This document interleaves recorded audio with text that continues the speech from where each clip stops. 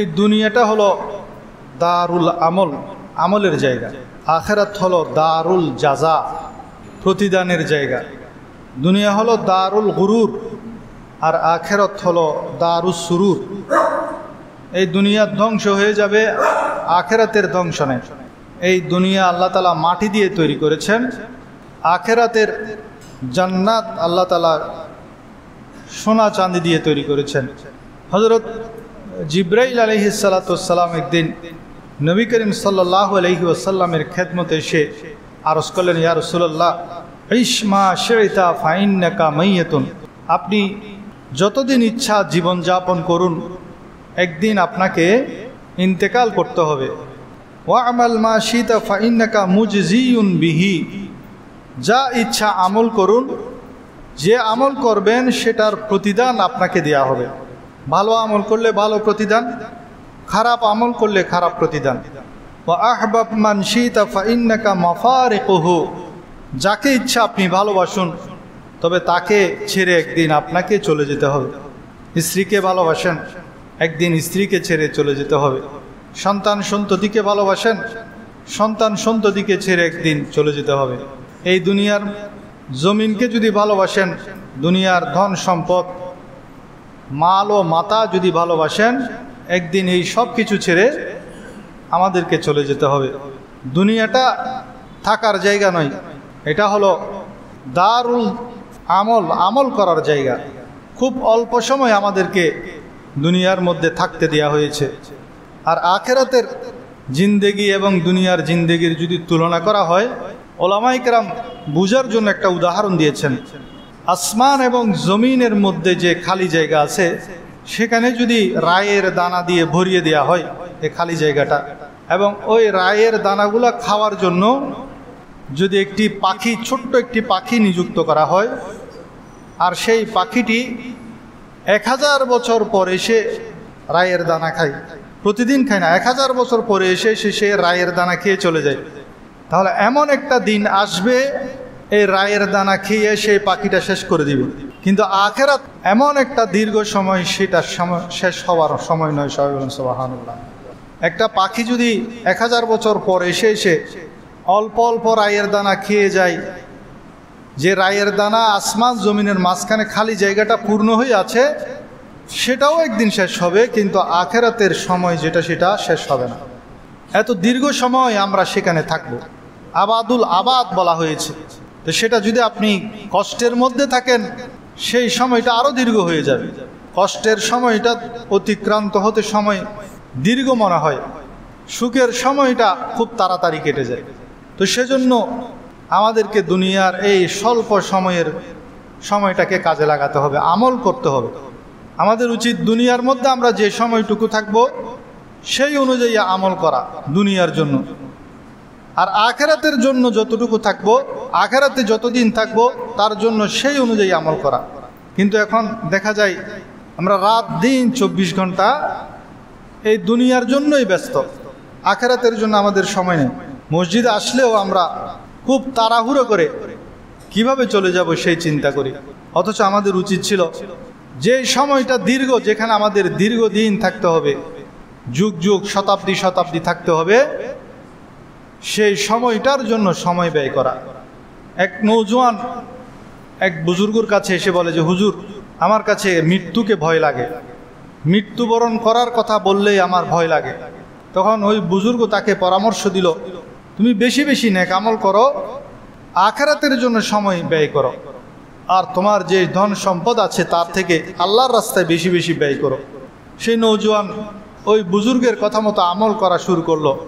কিছুদিন পর যখন ওই বুজুর্গ তাকে দেখতে পেল, তাকে জিজ্ঞেস করলো, এখন তোমার মৃত্যুতে ভয় লাগে? সে বলল, হুজুর, আমার মন থেকে মৃত্যুর ভয় দূর হয়ে গেছে। শুধু তাই নয়, এখন আমার মন আখেরাতের জন্য শুধু কাঁদে, আল্লাহর সাথে মিলিত হওয়ার জন্য শুধু কাঁদে।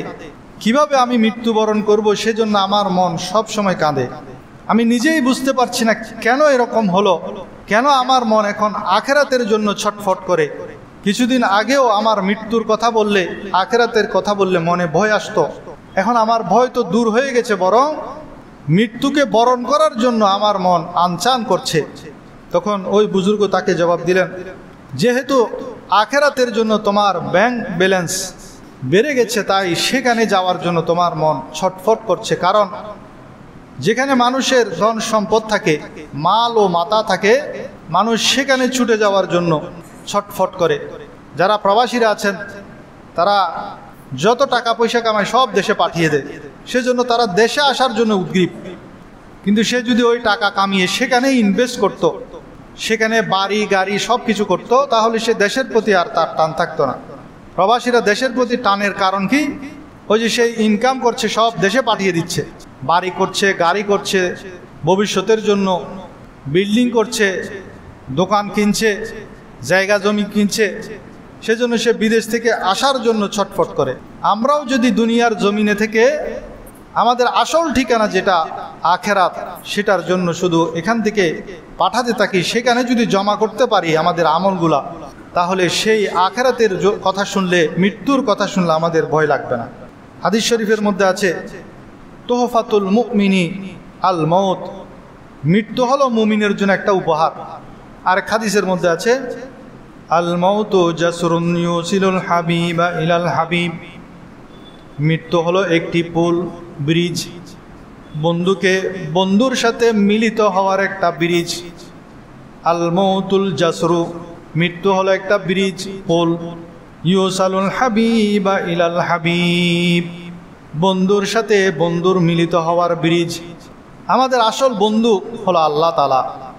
আল্লাহ তাআলার সাথে মিলিত হওয়ার এই ব্রিজ হলো মৃত্যু। সেজন্য মুমিন কখনো মৃত্যুকে ভয় পায় না, মৃত্যুটাকে সে তোহফা মনে করে। সুতরাং মূল কথা হলো আমরা নেক আমল, দান সদকা বেশি বেশি করে আখেরাতের জন্য জমা করব, যাতে এই ধোঁকাময় দুনিয়া থেকে মন উঠে যায়, আখেরাতের মধ্যে আমাদের মন বসে। আল্লাহ রাব্বুল আলামিন সূরা কাহাফের 110 নম্বর আয়াতে বলেন, ফামান কানা ইয়ারজু লিকা রাব্বিহি ফালিয়ামাল আমালান সালিহা, অতএব যে ব্যক্তি তার পালনকর্তার সাথে সাক্ষাৎ কামনা করে সে যেন নেক আমল সম্পাদন করে। তাহলে আমরা আল্লাহর সাথে সাক্ষাৎ করতে চাই কি চাই না? আল্লাহ তাআলা বলছেন, যদি আল্লাহর সাথে সাক্ষাৎ করতে চাই সে যেন নেক আমল করে। আল্লাহ তাআলা আমাদেরকে বেশি বেশি নেক আমল করার তৌফিক দান করুন, সবাই বলেন আমিন। এখন যারা জীবিত আছেন তাদের উচিত এই দুনিয়ার জমিনে বেশি বেশি নেক আমলকে গুরুত্ব দিয়া, দুনিয়ার চাইতে আখেরাতকে বেশি বেশি গুরুত্ব দিয়া, সেটাই হলো বুদ্ধিমানের কাজ। সূরা আস-সিজদার 12 নম্বর আয়াতের মধ্যে আল্লাহ তাআলা বলছেন, ওয়ালাউ তারা ইজিল মুজরিমুনা নাকিসু রুউসিহিম ইনদা রাব্বিহিম রব্বানা আবসারনা ওয়া সামি'না ফারজি'না না'মাল সালিহান ইন্না মুকিনুন। তুমি যদি দেখতে যখন অপরাধীরা তাদের প্রতিপালকের সামনে মাথা নিচু করে দাঁড়িয়ে থাকবে কিয়ামতের দিন, অপরাধীরা যখন আল্লাহর সামনে মাথা নিচু করে দাঁড়িয়ে থাকবে আর আল্লাহর কাছে আরজ করবে, আল্লাহকে বলবে, অনুরোধ করবে, হে আমাদের প্রতিপালক, আমরা আখেরাত সম্পর্কে অবিশ্বাস করতাম, এখন আমরা আখেরাত দেখতে পেলাম। আমরা একসময় আখেরাত অবিশ্বাস করতাম, এই আযাব গজব এগুলা অবিশ্বাস করতাম, এখন আমরা নিজ চোখে দেখতে পেলাম, শুনতে পেলাম, বিশ্বাস করলাম। কাজেই আপনি আমাদেরকে আবার দুনিয়ার মধ্যে পাঠিয়ে দিন, আমরা ভালো কাজ করব, নেক আমল করব। আমরা এখন দৃঢ় বিশ্বাসী। কখন করবে? কিয়ামতের ময়দানে গিয়ে অনেকেই বলবেন, হে আল্লাহ, আমরা তো তখন বিশ্বাস করি নাই। হুজুর কোরআন হাদিস দিয়ে অনেক বলেছেন, দুনিয়ার জমিন, দুনিয়ার জীবন ক্ষণস্থায়ী, আখেরাতের জীবন দীর্ঘস্থায়ী। সেখানে তোমাকে দুনিয়ার কার্যক্রমের ফলাফল ভোগ করতে হবে। এই দীর্ঘস্থায়ী জীবনের জন্য তোমরা কিছু একটা করো। আমরা সেটা বিশ্বাস করি নাই, আমরা কানে নেই নাই, এ কানে শুনেছি, এ কান দিয়ে বের করে দিয়েছি। আল্লাহ, আজকে দেখলাম, শুনলাম, বিশ্বাস করলাম, আপনি আমাদেরকে একটা সুযোগ দেন, আমরা দুনিয়ায় গিয়ে বেশি বেশি নেক আমল করব। আমরা দৃঢ় বিশ্বাস করছি যে আখেরাত সত্য, আল্লাহ সত্য, জান্নাত জাহান্নাম সত্য, আপনি আমাদেরকে একটা সুযোগ দেন। সেদিন কি আর সুযোগ আছে? সেদিন আর সুযোগ নেই। সেদিন হলো দুনিয়ার জমিনে যা কিছু করেছি সেটার প্রতিদান নেয়ার দিন, সেটার হিসাবের দিন, সেদিন আর ফিরে আসার সুযোগ নেই। তাই এখন যারা আমরা জীবিত আছি, এখন থেকে মুহূর্ত থেকে আমরা যদি তওবা করে, বিগত জীবনে যা হয়েছে হয়েছে, তওবা করে আজকে থেকে আমরা শুরু করে দিব, যেই কোটি কোটি শতাব্দী শতাব্দী যেই বৎসর যেখানে থাকতে হবে আমাদের, সেই সময়টা যাতে আমরা শান্তিতে থাকতে পারি, সেই সময়টা যাতে আমরা ভালোভাবে থাকতে পারি, সেজন্য দুনিয়ার মধ্যে মেহনত করা। আল্লাহ আমাদেরকে দুনিয়ার মধ্যে নেক আমলের মাধ্যমে মেহনত করার তৌফিক দান করুন। সবাই বলুন আমিন।